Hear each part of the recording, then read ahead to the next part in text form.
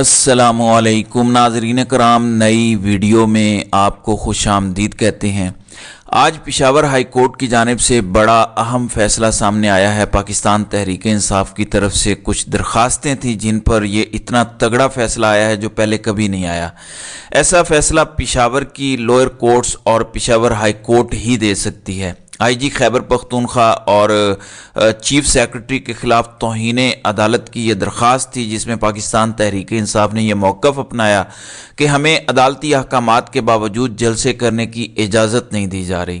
اس پر Peshawar high court نے جو action لیا ہے اس پر میں اس ویڈیو میں بات کروں گا، جبکہ پاکستان تحریک انصاف کے خیبر پختونخوا میں کوئی جلسے روک نہیں سکتا۔ اسی طرح دوسری جانب عمران خان کی سائفر مقدمے میں جیل ٹرائل پر آج سماعت ہوئی، اس کے بڑے اہم پوائنٹس ہیں جن پر بات کروں گا۔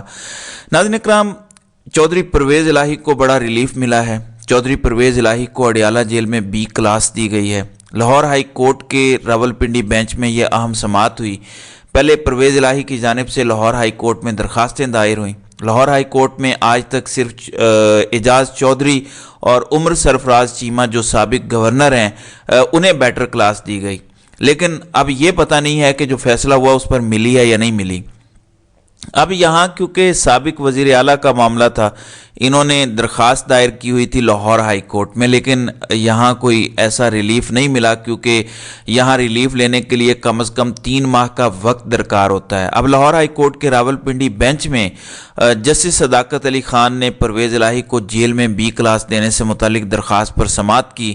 سیکرٹری داخلہ پنجاب اور سپرنٹینڈنٹ اڈیالہ جیل نے عدالت میں رپورٹ جمع کروائی۔ وکیل سردار عبدالرزاق نے عدالت کو دوران سماعت بتایا کہ پرویز الہی جیل میں بی کلاس کی سہولتیں انہیں فراہم کی گئی ہیں۔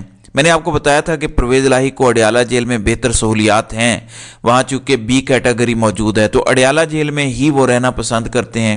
شاید یہ وجہ بھی ہو کیونکہ ان کا کہنا ہے کہ عمران خان کے ساتھ والا سیل ان کا ہے تو ملاقات بھی ہو سکتی ہے۔ اینٹی کرپشن نے کل ان کو اینٹی کرپشن عدالت میں پیش کیا، پھر اس کے بعد منی لانڈرنگ کے مقدمے میں اسپیشل کورٹ سینٹرل میں پیش کیا لاہور کی، اور پھر اڈیالہ جیل لے گئے، جس میں 18 مارچ 2023 کو جوڈیشل کمپلیکس حملہ کیس میں جو عمران خان کے خلاف مقدمہ تھا اس میں پرویز الہی کو نامزد کیا گیا۔ اب پرویز الہی کی اس میں ضمانت منظور ہوئی، لیکن آج تک انہوں نے مچل کے نہیں جمع کروائے تاکہ وہ وہاں رہ سکیں۔ پھر ان کو یہ لگتا ہے کہ یہاں لاہور میں ہوں گے تو مختلف مقدمات میں وہ نامزد ہوتے رہیں گے۔ اب عدالت کے مطابق پرویز الہی کو گھر کا کھانا اور ہفتے میں 2 دن اہل خانہ سے ملاقات کی اجازت ہوگی۔ ناظرین اکرام، آپ جانتے ہیں کہ عمران خان کو ابھی تک یہ سہولتیں نہیں ملیں۔ جہاں سابق وزیر اعلیٰ کا یہ حق ہے، وہیں سابق وزیر اعظم کا اس سے زیادہ حق ہے، لیکن عمران خان پر چونکہ ایک الگ کیس ہے، عمران خان کو تو گھر کا کھانا دینے کی اجازت نہیں ہے، اور بہانہ یہ کیا ہوا ہے کہ سیکیورٹی معاملات ہیں تو ہماری کیا ذمہ داری ہوگی۔ بہرحال عمران خان سیٹسفائی ہیں۔ عمران خان کا کبھی کھانے میں انہوں نے گلہ نہیں کیا، آپ جانتے ہیں وہ درویش آدمی ہیں۔ اب پرویز الہی کی عدالت میں 2 دن فیملی سے ملاقات ہوگی۔ جسٹس صداقت علی کی جانب سے پرویز الہی کو گھر کے کھانے سمیت بی کلاس کی سہولیات دینے کا حکم دیا گیا تھا، جس پر یہ رپورٹ جمع کروائی گئی ہے۔ اب انتخابات تک بھی اگر انہیں جیل میں رکھا جاتا ہے تو اتنی مشکل نہیں ہوگی۔ دوسری جانب سائفر مقدمے میں عمران خان کی جیل ٹرائل پر آج سماعت ہوئی۔ جج ابوالحسنات ذوالقرنین تشریف لے گئے۔ آج تو 2 جج گئے، ایک جج محمد بشیر وہیں موجود تھے۔ عمران خان کے جسمانی ریمانڈ کی درخواست پر سماعت ہوئی، اس کا احوال میں اگلے ویلاگ میں آپ کے سامنے رکھوں گا۔ اب راولپنڈی کے اڈیالہ جیل میں جج ابوالحسنات محمد ذوالقرنین تشریف لے گئے اور انہوں نے وہاں جا کے سماعت کی۔ آج FIA کے 5 گواہان آئے ہوئے تھے اپنے بیانات قلم بند کروانے کے لیے۔ 5 گواہان کے پہلے بیانات قلم بند ہو چکے ہیں، جن میں سے 4 پر جرا بھی ہو چکی ہے اور ایک کی ابھی جرا نہیں ہوئی۔ کل سلمان اکرم راجہ نے اسلام آباد ہائی کورٹ کو بتایا تھا کہ آپ کے فیصلے کی بابت میں نے جا کے جج ابوالحسنات ذوالقرنین کو بتایا، لیکن انہوں نے اس کے باوجود کارروائی جاری رکھی 3:30 بجے تک۔ اب چونکہ ریٹن آرڈر آ گیا ہے، وہ ریٹن آرڈر بھی میں آپ کو بتا دیتا ہوں جو عدالت نے کل کا ریٹن آرڈر جاری کیا ہے۔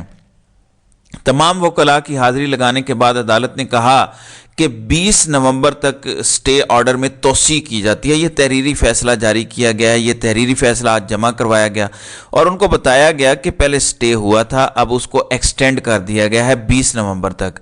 دوسری جانب ایف آئی اے کے وکلاء نے بتایا کہ چیف جسٹس عامر فاروق کا فیصلہ آیا ہے، وہ آپ کو فرما رہے ہیں کہ 4 ہفتوں میں ٹرائل کمپلیٹ کریں۔ اس پر پاکستان تحریک انصاف کے وکلاء نے کہا کہ وہ سنگل بینچ ہیں، چیف جسٹس وہ صرف انتظامی معاملات کی حد تک ہیں، جوڈیشل آرڈر سیم ہے، وہ سنگل بینچ ہے اور ہم آپ کے سامنے ڈویژنل بینچ کی ججمنٹ رکھ رہے ہیں۔ کل بھی اٹارنی جنرل آف پاکستان نے چیف جسٹس کے فیصلوں کا سہارا لیا تھا، آج بھی ایف آئی اے کی جانب سے سہارا لیا گیا اسپیشل کورٹ میں، لیکن چونکہ ڈویژن بینچ کا فیصلہ تھا، انہوں نے سٹے آرڈر جاری کیا، اس لیے عدالت نے سماعت بغیر کسی کارروائی کے 21 نومبر تک ملتوی کر دی۔ اب 20 نومبر کو اس پر فیصلہ آئے گا جیل ٹرائل کے حوالے سے اور فرد جرم کی کارروائی کے حوالے سے، پھر 22 نومبر کو سماعت ہوگی، پھر سپریم کورٹ اگر سٹے آرڈر جاری کرتا ہے فرد جرم کی کارروائی کی درخواست اور اپیلوں پر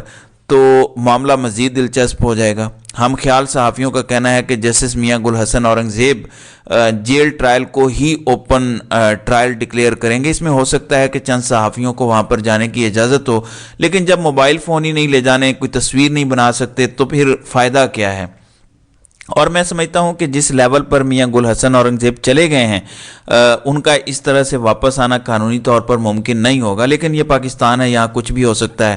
آپ جانتے ہی ہیں کہ رات کو 12 بجے بھی انصاف دینے کے لیے ہماری عدالتیں کھلی تھیں۔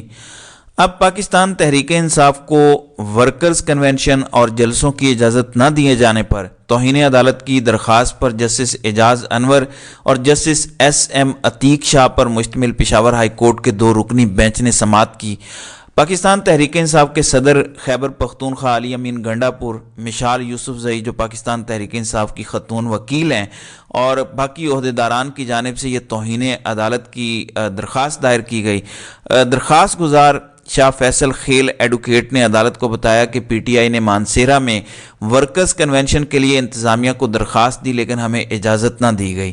عدالتی احکامات کے باوجود پی ٹی آئی کو مانسیرا میں ورکر کنونشن نہیں کرنے دیا گیا۔ پھر ایڈیشنل ایڈوکیٹ جنرل نے عدالت کو بتایا کہ ڈپٹی کمشنر نے ڈی پی او کو ویریفیکیشن کے لیے درخواست بھیجی اور ڈی پی او نے اجازت نہیں دی۔ اس پر جسٹس انور نے ریمارکس دیے کہ یہ تو سڑک پر جلسہ نہیں کہہ رہے، کمپاؤنڈ میں جلسہ کرنا چاہتے تھے، پھر اجازت کیوں نہیں دی؟ عدالت نے اجازت دی تھی کہ اگر یہ بند جگہ میں جلسہ کرنا چاہیں تو کر سکتے ہیں۔ تو پشاور ہائی کورٹ نے کہا کہ ہم نے اجازت دی، ہم نے کہا کہ یہ سڑک بلاک نہ کریں، بند جگہ پر اگر یہ جلسہ کرنا چاہتے ہیں تو ان کو اجازت ہے۔ جب ہم نے اجازت دے دی تھی ورکرز کنونشن کی، جب ہم نے ان کو گیدرنگ کی اجازت دے دی تھی، تو پھر ڈی پی او کون ہوتا ہے اجازت نہ دینے والا؟ Additional advocate general Khyber Pakhtunkhwa نے بتایا کہ ڈی سی مانسیرا نے روکا اور انہوں نے معاملہ بھجوا دیا تھا ڈی پی او کو کہ رپورٹ نے، تو ڈی پی او نے کہا کہ وہاں ہم اجازت نہیں دے سکتے، انہوں نے اجازت نہ دی اور مانسیرا میں بھی جلسہ نہ ہونے دیا پاکستان تحریک انصاف کا۔ پھر پچھلے ہفتے آپ کو یاد ہوگا کہ پورا سٹیج ہی یہ اٹھا کے لے گئے تھے، تو عدالت نے کہا کہ یہ بتائیں کس قانون کے تحت آپ نے ان کو روکا اور کس قانون کے تحت ڈی پی او پشاور ہائی کورٹ کے فیصلے کی خلاف ورزی کر سکتا ہے۔ عدالت نے جب ان کو اجازت دی کہ اگر یہ بند جگہ پر کنونشن جلسہ کرنا چاہیں تو کر سکتے ہیں، تو عدالت میں درخواست گزار نے موقف اختیار کیا کہ 5 نومبر کو کنونشن تھا، 30 اکتوبر کو ڈپٹی کمشنر کو درخواست دی کہ اجازت دی جائے، انتظامیہ نے کنونشن کی اجازت نہیں دی اور رات کو سٹیج گرایا اور کرسیاں بھی لے کر چلے گئے۔